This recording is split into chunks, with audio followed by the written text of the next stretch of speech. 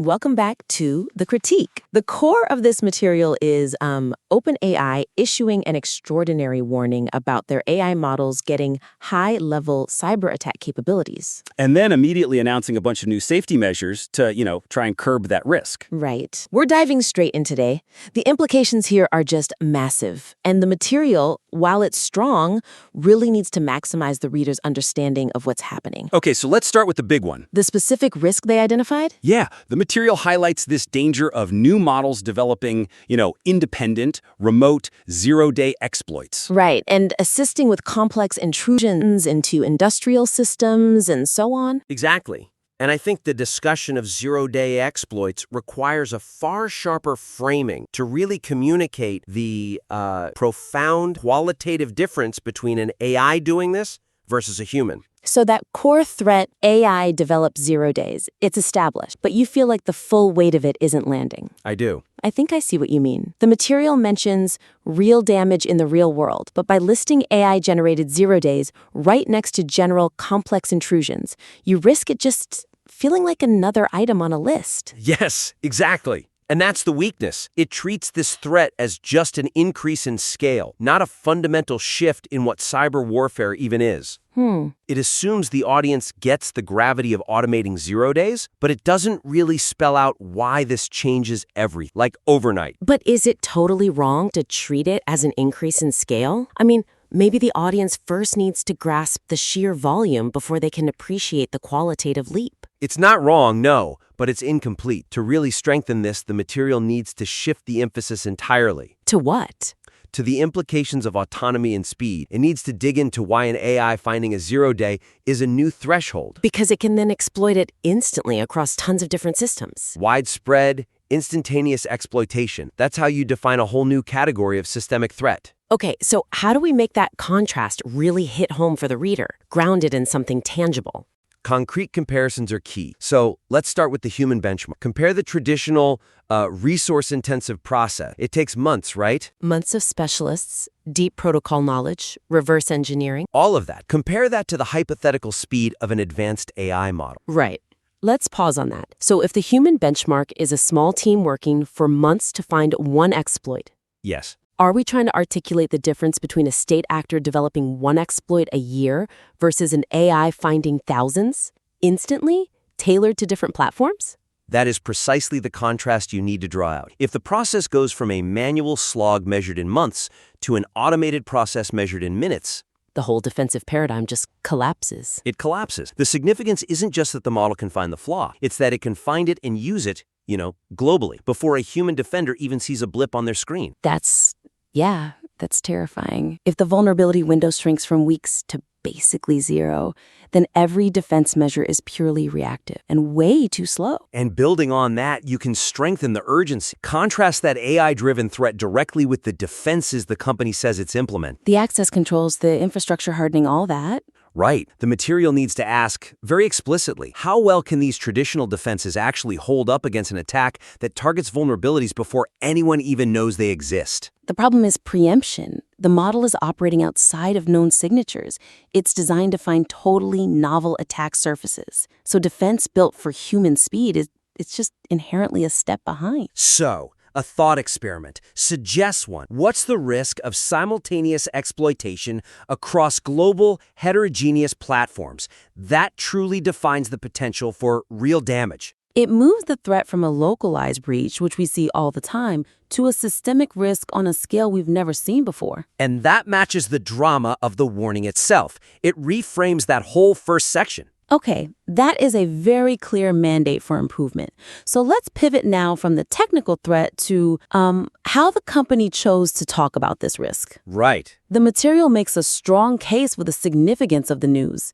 It uses evocative language like extraordinary warning and first-time admission. It does, but to really maximize the impact of the piece, you need to establish the historical context that justifies calling it an extraordinary warning. So the material asserts that it's extraordinary, but it doesn't really provide the contrast to prove it. Exactly. For a technical audience, high drama language is just It's less convincing than showing the distance. The dissonance between this announcement and their usual posture. That's the crux of it. So the suggestion is to briefly, but sharply, contrast OpenAI's history of communication. Which has always been very focused on capability, optimism. Accelerated deployment, yeah. And usually mitigating risks by sort of, dismissing the near-term possibility of this kind of catastrophic event. So this sudden, specific, public acknowledgement of an imminent self-generated threat, it's a huge pivot. A massive pivot in corporate risk communication. And showing that pivot is what gives the warning its real weight. That lends so much credibility to the severity of the threat. It shows the company was basically forced to break from its own core narrative. But let's add a little friction. Was it that they were forced to deviate? Or Could this public warning also be seen as an incredibly sophisticated piece of risk management? oh, that's interesting. You mean it's designed to control the narrative around safety before something happens? Right. Turning a potential liability into a proactive PR win. That positioning is just as significant as the threat itself. It sets a precedent. Precisely. And that's the analytical tension the material should explore. So, some concrete ways to do that. You could frame the warning as a clear validation of risks that were, until now, mostly theoretical. Long-term concerns for the AI safety community, not an immediate corporate problem. And by highlighting the accelerated timeline that forced this public statement, you justify using the word extraordinary. So we need to show this wasn't just some routine security update. It was an intervention. They were caught off guard by this speed of their own progress. And also, you have to place emphasis not just on the warning, but on the fact that they created a special, fast-acting emergency body. That's a huge structural action. It validates the threat level. It contrasts sharply with just, standard security practices when a development-focused company creates a whole new governance structure for one threat vector. It signals crisis, not routine maintenance. And finally, you have to state explicitly why an AI developer, a company that profits from expanding capabilities, would take this step. Why would they publicly flag a risk like zero-day capability? Doing that up front sets the stage for analyzing their whole safety plan. It changes the focus from OpenAI said this to why did OpenAI have to say this and why now? Absolutely. That groundwork transforms the piece from reporting into real, insightful commentary. Okay, let's look closely at their defensive response. The material lists the new countermeasures effectively. Auditor tools, code review. Strict controls like access and hardening, monitoring, a tiered access program, and this new advisory body of external experts. Right, but the material effectively lists these countermeasures. Shifting the focus from just describing the plan to analyzing the governance implications would be far more insightful. So the weakness is that the list of measures, like access controls and monitoring, it's thorough, but it's just descriptive. It is. It misses the chance to analyze what these new governance mechanisms actually imply about the maturity of AI development. And that balance between secrecy and expertise? Yeah, you have to analyze the trade-off, the political signaling. This tiered access program and bringing in external experts, that signals something. Internal limitations, maybe? Or a new trust model? That's the question. Is the subtext here, our internal team is overwhelmed and can't keep pace? Or is it, we recognize we need outside perspective for credibility? That's the analytical pivot the material needs to make. And you can explore that tension with some concrete examples. Let's start with that tiered access program.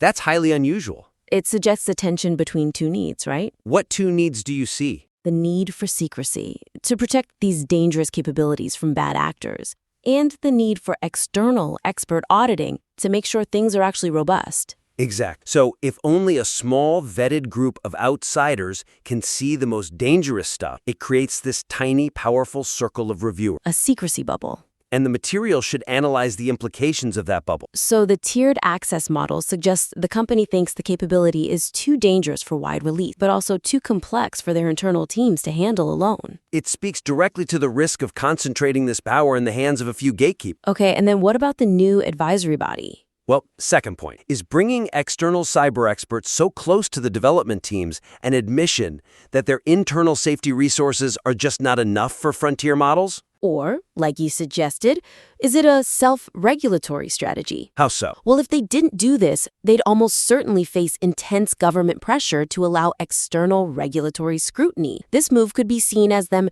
proactively defining the terms of engagement. Self-governance as a defense against regulation? Exactly. And the discussion has to highlight the initial focus on cyber. before any other domain. Which implies that cyber is the most immediate critical threat, demanding this kind of rapid external integration, more so than misinformation or societal alignment, which might have longer time. That prioritization is a huge analytical lever. We shouldn't just list the advisory body, we should dissect why cyber was its first and most urgent mandate. Right. And finally, let's go back to the technical controls, specifically egress controls and advanced monitoring. Okay. Suggest exploring how those specifically relate to preventing malicious internal misuse or even just unintended leakage. That's a critical distinction. Egress controls are about data leaving the system. Which implies what? That the threat isn't just external hackers trying to get in. It's the risk from the model itself or from those few highly privileged insiders who could leap the capability. It shifts the analysis from generalized defense to a targeted preemptive control against a known high-risk internal threat.